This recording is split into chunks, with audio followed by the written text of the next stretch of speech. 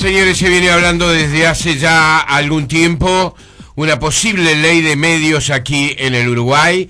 Ustedes saben que cuando se habla de ley de medios estamos hablando en el imaginario de mucha gente de leyes de medios que en los últimos tiempos han estado en nuestra América Latina presentes en la información. Sin ir más lejos, concretamente lo que ha ocurrido en la República Argentina, ¿verdad?, donde la iniciativa parece, en una primera intención, por lo menos en una primera etapa, la iniciativa del gobierno parece haber llegado a la frustración, ya que fue declarada inconstitucional por la Suprema Corte de Justicia, o lo que viene a ser la Suprema Corte de Justicia en la vecina orilla. Ahora, ¿cuál es la idea concretamente cuando se habla de ley de medios aquí en nuestro país? En el Congreso del Movimiento de Participación Popular, este fue uno de los temas que quedó como uno de los temas prioritarios hacia el futuro inmediato. Estamos en línea con el diputado Aníbal Pereira del Movimiento de Participación Popular, a quien agradecemos estos minutos. ¿Qué tal, diputado? ¿Cómo le va? Buen día. ¿Qué tal? Buenos días y un gusto estar con ustedes. Igualmente de recibirlo. Cuando el Movimiento de Participación Popular habla de ley de medios, ¿de qué está hablando? Bueno, en realidad, esta declaración hay que ubicarla en el contexto de las definiciones de nuestro Congreso, ¿verdad?, que fueron realizadas este fin de semana pasado, y dentro de esas definiciones nosotros destacamos, por decirlo a grosso modo, dos ejes centrales de tipos de resoluciones. Por un lado, la que nosotros consideramos estratégica, ¿verdad?, lo que está relacionado con la necesidad de seguir avanzando en un proceso de transformación en nuestra sociedad, como la consolidación de lo que es un modelo de autogestión por parte de los trabajadores, que comenzó de manera un poco tenue, pero hoy ya es un hecho, algo que está funcionando en nuestro país, que no es solo que los trabajadores peleen por su fuente de trabajo, sino que sean artífices de su propio futuro y de la construcción de una economía alternativa, ¿verdad? Ajá. Lo que nosotros seguimos visualizando como algo necesario a seguir intercambiando entre los diferentes actores políticos en nuestro país, y no solo políticos, sino de la sociedad, que es la necesidad de una reforma constitucional más integral en cuanto a aspectos que nosotros entendemos que la Constitución de la República debe de contener, y eso obviamente hay un proceso que hay que cumplir para realizarlo.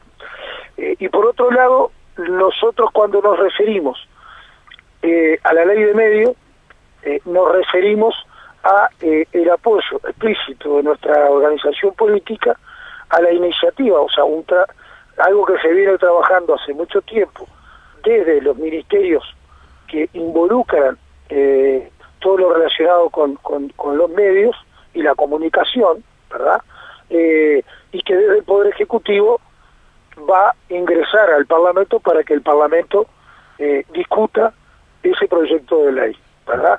Nosotros lo que hacemos es apoyar esa decisión del Poder Ejecutivo, y obviamente como todo proyecto de ley, cuando ingresa al Parlamento, se abre otro proceso de intercambio, de debate. Este proyecto viene con un debate importante, donde nosotros no hemos tenido acceso a todo el articulado, ¿verdad? Claro, claro.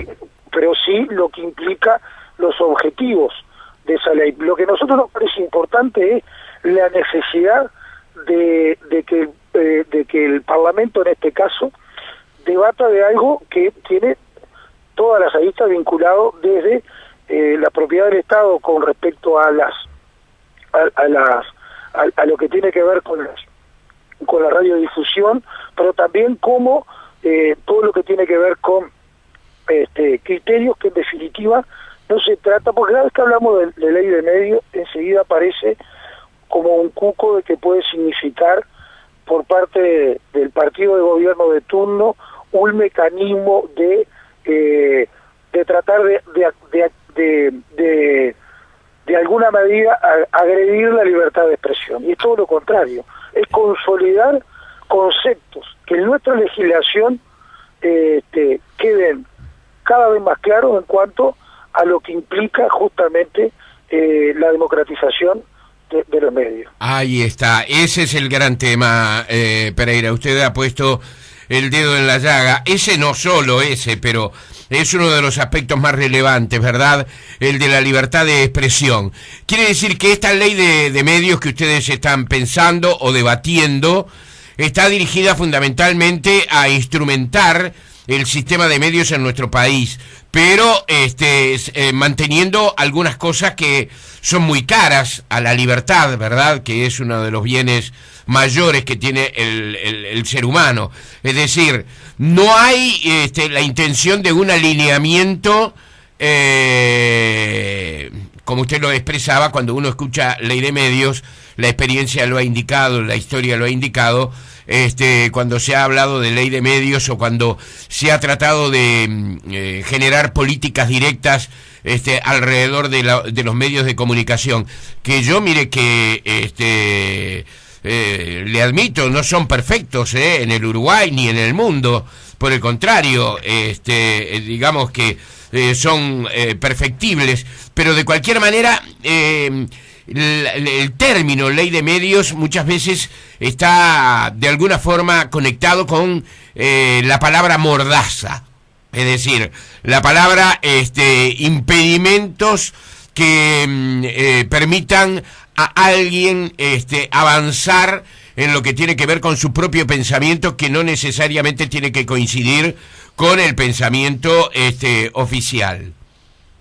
No, estamos de acuerdo. En realidad yo creo que en nuestro país en los últimos años han habido avances sustanciales en cuanto a cómo desde el otorgamiento de un espacio de radiodifusión, ¿verdad? de una línea de comunicación, hasta todo el proceso que se genera, ¿verdad? Hoy, para otorgar una onda, una frecuencia de una radio, hay un proceso mucho más democrático, que podemos estar de acuerdo o no, ¿verdad? Pero que es mucho más democrático como se otorgaban, por ejemplo, hace 10 o 15 años, que todos sabíamos que eran de acuerdo al gobernante de turno. Generalmente esas decisiones las tomaba otorgando esas ondas a alguien que era de su conocimiento. Y hoy hay todo un mecanismo que siempre es perfectible, donde los propios actores vinculados a la comunicación tienen un proceso de control, ¿verdad? Están los sindicatos, los gremios, por un lado de los trabajadores de la comunicación y por otro lado también de los propietarios de las ondas. Entonces, en ese caso creo que en los últimos años ha sido al revés la lógica, en el sentido, bueno, de tratar de consolidar, de mejorar los mecanismos que tenemos, porque en definitiva lo que todos queremos y somos conscientes que a partir de los medios de comunicación, a partir de la información, no solo de los medios de comunicación, yo siempre repito un mismo concepto, quienes tenemos la responsabilidad pública o de hablar todos los días atrás de un micrófono, tenemos que ser, primero que nada, objetivos y serios en lo que transmitimos, ¿verdad? Uh-huh. Y en ese sentido creo que acá la lógica que se mueve en torno a la posible aprobación, digo posible porque no ha ingresado al Parlamento, ¿verdad? Sí. Es justamente que podamos entre todos abordar un debate con altura en cuanto a cómo seguimos avanzando en conceptos que todos son perfectibles. ¿Sabe que otro de los conceptos que está dentro de esta ley de medios es algo que nos preocupa a toda la sociedad, cuando hablamos de una sociedad que cada vez más violenta, etcétera, etcétera, es lo que tiene que ver justamente con las imágenes de violencia, con qué tipo de cosas, y eso no se trata de censurar, se trata de que cada vez estamos más preocupados, una sociedad que cada vez más violenta. Yo el otro día leía un informe que se generó en Estados Unidos, relacionado de cómo incide cada vez más determinados juegos, estos juegos tipo PlayStation, ¿no? Sí, claro. Y determinados tipos de programas, donde un militar norteamericano decía que a partir de esos juegos, alguien que tiene, por ejemplo, tal los juegos, pero también tales otros tipos de programas que permanentemente enseñan cómo manejar armas. Se prepara mejor hoy un ciudadano con ese tipo de contactos a ese tipo de programas que un soldado hace 50 años cuando le daban instrucciones teóricas para ir a Vietnam. Bien. Y esas cosas son las que en definitiva también tenemos que visualizar cuando hablamos de estas cuestiones, ¿verdad? Claro, Pereira, pero ubiquémonos, y no hay un nivel científico. Yo creo que todos estamos todavía en el análisis de qué efectos nos produce, por ejemplo, una imagen televisiva. Yo, por ejemplo, coincidí mucho con... y coincidí, pero lo acepto porque en el juego de la libertad de expresión esas cosas pueden ocurrir, pero me resultó de mal gusto. Le doy un caso específico, por ejemplo, aquel asesinato que se produjo en un bar, ¿verdad? Allí en la avenida 8 de octubre, Garibaldi. Sí. Ahí está. Según luego leí, hubo en un mismo espacio informativo hasta 30 veces se reiteró digamos esa escena. Yo le quiero decir que eso no va con mi gusto, y le quiero decir además que no me parece que sea algo que contribuya a que una sociedad esté mejor informada. Creo que de cualquier manera sí es legítimo pasar las imágenes en alguna oportunidad, es decir, obviamente, mostrarle a la gente realmente qué es lo que sucedió, ¿verdad? Informarle. Exactamente, informarle. Pasó así y muestro concretamente las imágenes. La utilización morbosa de las imágenes es otra cosa. Ahora, este es un tema dificilísimo de trabajar. Va en mi gusto, en el suyo, en el de los espectadores, el de los que en el que armamos los programas informativos o los programas periodísticos. Esto es dificilísimo de manejar. Alguien puede decir, sí, bueno, 30 veces repitieron, sí. Es una cifra demoledora, en donde uno cree que en realidad allí no se intentó informar, sino explotar una situación desde el punto de vista emotivo de la teleaudiencia. Pero de cualquier forma, a ver si me expreso bien, estas cosas que no van con mi gusto, de alguna manera me dan, sin embargo, un margen de mayor seguridad que el que me puede dar, por ejemplo, el que plantea los límites en materia informativa. Este es un gran lío de cómo armarlo. Es lo mismo que pasa con el rating.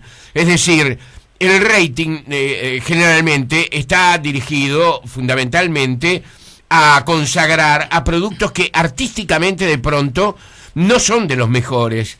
Es así que en Estados Unidos, por ejemplo, se ha pensado en hacer un rating de calidad, ¿verdad? Para comparar con el rating de personas que encienden el televisor y ven un cierto programa. Pero no se han podido poner de acuerdo quiénes, cómo y de qué manera establecer qué es calidad y para quién es la calidad. Y lo otro, Pereira, ¿hasta dónde evitamos este tipo de cosas con Internet? Con la televisión que llega del exterior, con este apabullante fluir informativo que hoy tenemos. Estoy de acuerdo con usted de que sin duda que estamos hablando de un tema que es muy complejo, por toda la lista que usted dijo y muchas más, ¿verdad? Pero creo que por esa complejidad justamente es que nos merecemos ese espacio de profundizar. Yo recién cuando hacía referencia a ese dato vinculado con estudios científicos que se realizaron en Estados Unidos de cómo inciden determinado tipo de juego, determinado tipo de programa, y no solo estamos hablando de informativos, ¿verdad? Porque a veces cuando hablamos de tema medio sí empezamos que es la información. De acuerdo.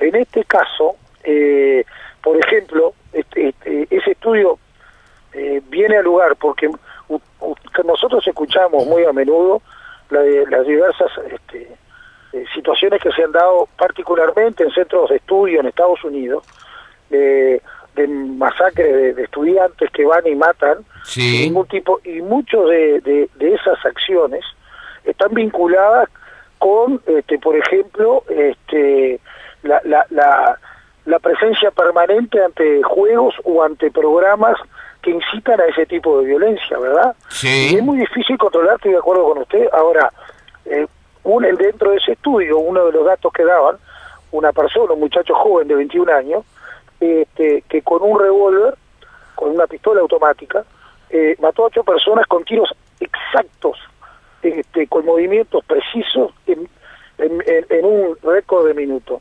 Sí. Y ese muchacho no tenía casi que una preparación de un profesional, pero él lo único que hacía era estar permanentemente expuesto ante juegos de determinado tipo o sí, programas de determinado tipo que enseñaban cómo.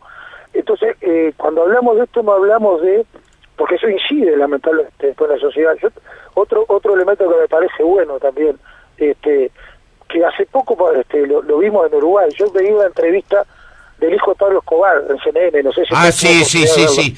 No la llegué a ver, pero he visto otras entrevistas a él, que vive en Buenos Aires, y Exactamente. Es excelente, ¿no? Da conceptos muy interesantes, porque dice, por supuesto, él transmite el cariño que tenía por el padre, como todo hijo, sí, pero hace reflexiones muy interesantes y fuertes planteo con respecto a repudiar lo que el padre de él sembró, ¿verdad? Sí. En Colombia. Y le pregunta al periodista de CNN, al final de la entrevista, sobre qué pensaba él sobre una telenovela que tampoco la vimos en Uruguay, ¿verdad? Cierto. Se llamaba El Patrón del Mal. Sí. Y él dijo, la vi y me parece que, no sé si toda, pero que había visto parte de ella, y que le parecía equivocado que la película lo que hacía era levantar la imagen de su padre en algo que no debía no debía suceder. O sea, diciendo, le levantaba la imagen de que eso es lo que había que repetir, ¿verdad? Claro. Y efectivamente, eso en la sociedad puede causar un efecto contrario. Todos que... Se ha cortado la comunicación, es una lástima. Hacemos la pausa. Centro, La Teja, Malvin Alto, Unión, Prado, Ricaldoni, Parque Valle, Ciudad de la Costa. SMI, Servicio Médico Integral.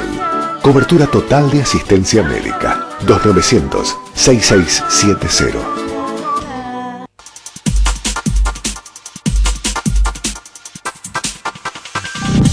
Diputado, le entiendo lo que expresaba, pero también la visión del hijo de Escobar puede ser una visión discutible, es decir, puede ser una visión equivocada. A mí me falta tiempo para hablar sobre este tema.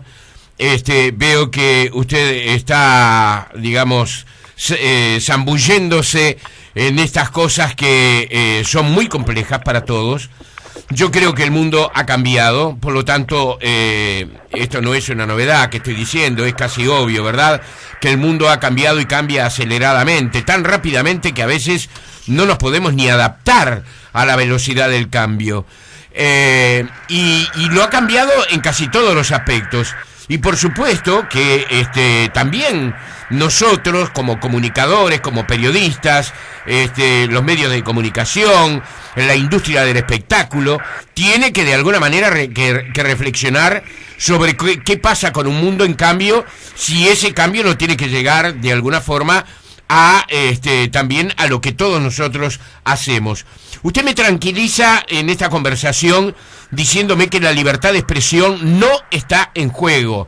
Es decir, mañana tengo que, digamos, cuestionar al diputado Aníbal Pereira y lo voy a poder hacer con absoluta tranquilidad. Que que el lenguaje, el idioma que de alguna forma ha sido, digamos, tradicional, el juego de ideas que ha sido tradicional en nuestro país, salvo en la etapa deplorable de la dictadura, va a sostenerse. y eso me tranquiliza. Pero quiero conocer más detalles y por eso le digo que este es un tema que necesitamos debatir profundamente y que creo que todos lo podemos debatir, y que todos deberíamos realmente reflexionar sobre los mismos.